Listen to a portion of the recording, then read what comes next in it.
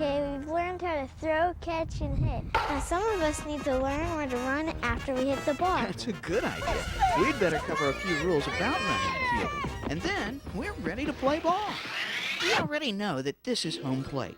And if you're standing on home plate facing the field, who can tell me what base this is? First base. Right. And first base is the very first base that you run to after you hit the ball. After that, Second base. then, Third base. and finally, back home to score. So you have to run two and step on each base to score one run? That's right. But you only want to run to the next base when you can make it before the fielder can throw you out. In other words, you have to hit the ball far. Then if the next batter hits the ball, you have to get out of their way by running to second, third, or home, whichever base is next.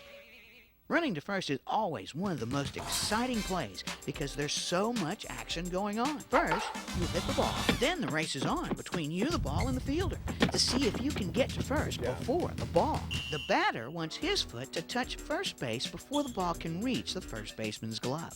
If the runner wins, then he's safe. If the ball wins, then the runner's out. After 3 outs, the other team gets to bat and try to score. If a guy gets safe on first, can I get him out on second? Good question. There are a couple of ways. Anytime that there's a runner on first and the batter hits the ball, the runner has to move to the next base so the batter can try and be safe at first. This is called a force to second.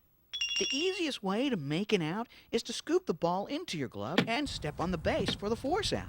Or you can toss the ball to the fielder on the base so he can step on second and make the out. Mate, can we get a runner out just like this at any base when there's a force? That's right. Even at home plate, anytime there are runners on other bases forcing the next one to run, you can just make the play and step on the base with the ball in your glove. When the ball's hit and you're on base in a force situation, the only time you don't want to run is when the ball's popped up. Listen to your coach. They'll tell you when to run. Is a force the only way to get somebody out? Oh, no. Catching the ball in the air after it's hit is an automatic out. When there's a pitcher throwing the ball, if he throws 3 strikes, then the batter's struck out. And you can tag a runner out as they run between bases. Oh, I've seen the big leaguers do that on TV. What you're doing now is called a rundown. And what you have to do is try to either tag the runner out or run him back to the last base he was at.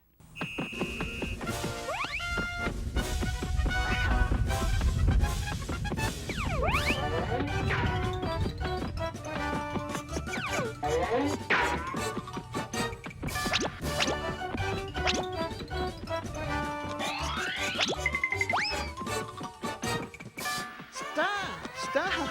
Time out! A base runner can't just run all over the field.